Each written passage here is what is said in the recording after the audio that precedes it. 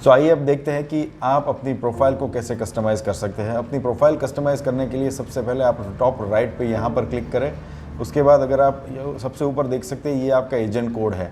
आपको कभी भी बॉन्टोन के साथ किसी भी तरह का कम्युनिकेशन करना है तो आप ये एजेंट कोड के थ्रू कर सकते हैं। अगर आप जैसे ही हमारे किसी भी रिप्रेजेंटेटिव को अपना एजेंट कोड देंगे तो वो आपकी सारी डिटेल्स फैच कर पाएंगे।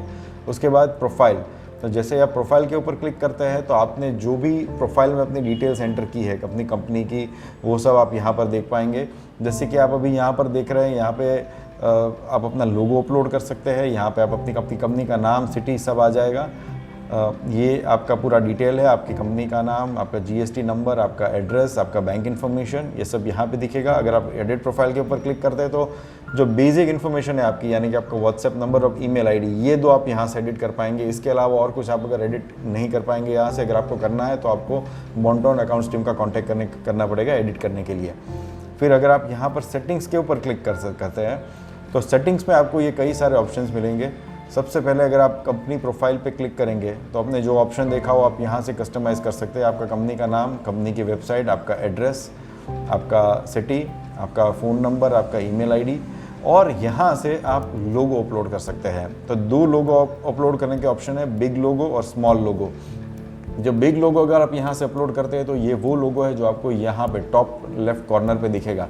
अगर आप कभी भी अपना पोर्टल खोल के किसी भी अपने कस्टमर को डायरेक्ट दिखाते हैं तो कस्टमर को, आपके कस्टमर्स को यही फील आएगा कि आपका अपना खुद का पोर्टल है, क्योंकि यहाँ पर एक बार आपने यहाँ पर लोगो अपलोड कर दिया है तो ऊपर आपका ही लोगो रहेगा।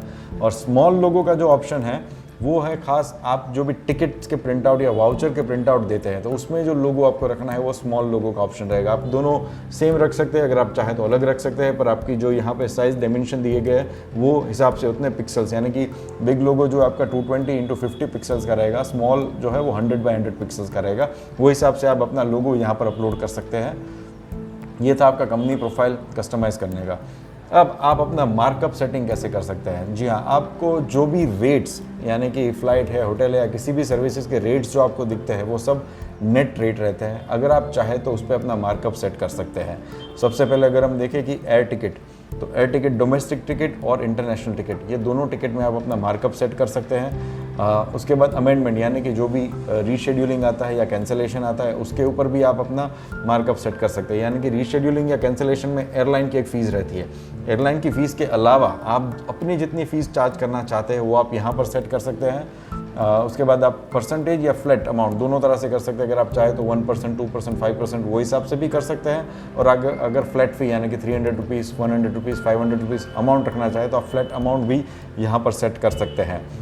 उसके बाद आपका टैक्स प्रोफाइल, आप जैसे अपना जीएसटी डिटेल एंटर करते हैं आपको अपना टैक्स प्रोफाइल सेट करना होता है। यूजुअली ट्रैवल इंडस्ट्री में आप 5% और 18% टैक्स प्रोफाइल सेट करते हैं। तो यहाँ पर आपको सिलेक्ट करना है कि आप अपनी सर्विस चार्ज के ऊपर 5% टैक्स लेना चाहते हैं या 18% टैक्स लेना चाहते हैं। Usually as per the law आप जो भी अपना सर्विस चार्ज है उसके ऊपर 18% टैक्स चार्ज कर सकते हैं। तो यहाँ से आपको टैक्स प्रोफाइल सिलेक्ट करनी है। तो जो भी आपके फ़्लाइट के कैंसिलेशन चार्जेस और फ्लाइट का मार्कअप है उसके ऊपर उतना जीएसटी अपने आप सेट हो जाएगा। अब आप जो भी मार्कअप यहाँ पर सेट करते हैं वो आपके पोर्टल में, यानी कि आप जब भी अपने पोर्टल b2b.bontontech.com पोर्टल पे जाके लॉगिन करके कोई भी फ़्लाइट सर्च करेंगे तो जो रेट मिलेंगे आप देखेंगे स्क्रीन पे, वो आपके मार्कअप के साथ ही दिखेंगे। वहाँ पर ऑप्शन रहेगा, आप उसमें नेट रेट भी चेक कर सकते हैं उसके ऊपर क्लिक करके। बट अगर आप चाहते हैं कि आप सीधा अपने कस्टमर को दिखाए कि भाई ये रेट है और इसी रेट के ऊपर बुकिंग होगा, तो आप वो ऑप्शन बंद कर दीजिए ताकि कस्टमर आपके नेट रेट नहीं देख पाएंगे, सिर्फ मार्कअप वाला रेट देख पाएंगे। वो कैसे होगा वो हम अभी फ्लाइट सेक्शन के वीडियो में देखेंगे। इस वीडियो में मैं आपको ये समझा रहा हूँ कि आप मार्कअप कैसे सेट करते हैं।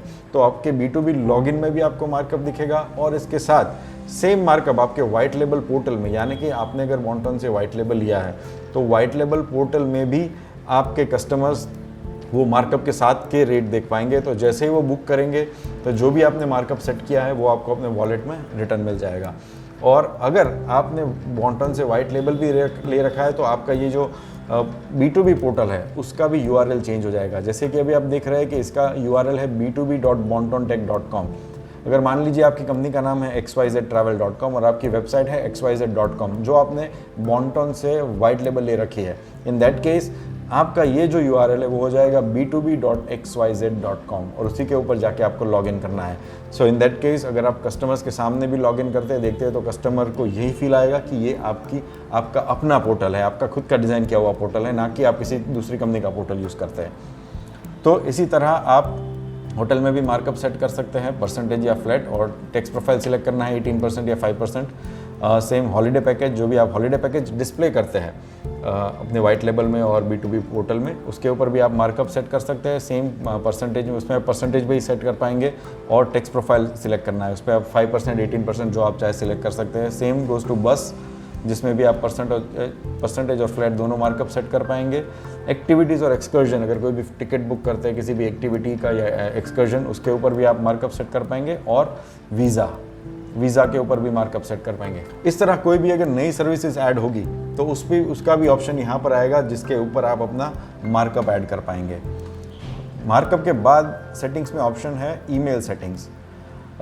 जब भी कोई आपकी वाइट लेबल वेबसाइट से अगर इंक्वायरी करता है, या आप चाहते हैं कि आप अपने पोर्टल से डायरेक्ट टिकट का जो कोटेशन है वो आप अपने कस्टमर को भेजें और वो आपके ईमेल से जाए, तो वो ईमेल आप यहाँ पर कॉन्फ़िगर कर सकते हैं। अगर आपका खुद का डोमेन है, जैसे मैंने कहा, अगर आपकी कंपनी का नाम है xyztravels.com, तो आप info@xyztravels.com से अगर मेल भेजना चाहें तो वो भी यहाँ पर कॉन्फ़िगर कर सकते हैं। और अगर आपका जीमेल आईडी है तो आप जीमेल आईडी भी यहाँ से कॉन्फ़िगर कर सकते हैं, जिससे अगर आप डायरेक्ट पोर्टल से किसी को मेल भेजते हैं, या आपके B2B portal white level portal पे, आपका B2C वाइट लेवल पोर्टल पे कोई कस्टमर आके अगर किसी भी पैकेज के लिए इंक्वायरी करते हैं कॉन्टैक्टर्स, तो उसको सीधा ऑटोमेटेड मेल जाएगा और वो उस आईडी से जाएगा जो आप यहाँ पर कॉन्फ़िगर करते हैं। तो ये था आपका ईमेल कॉन्फ़िगरेशन सेटिंग।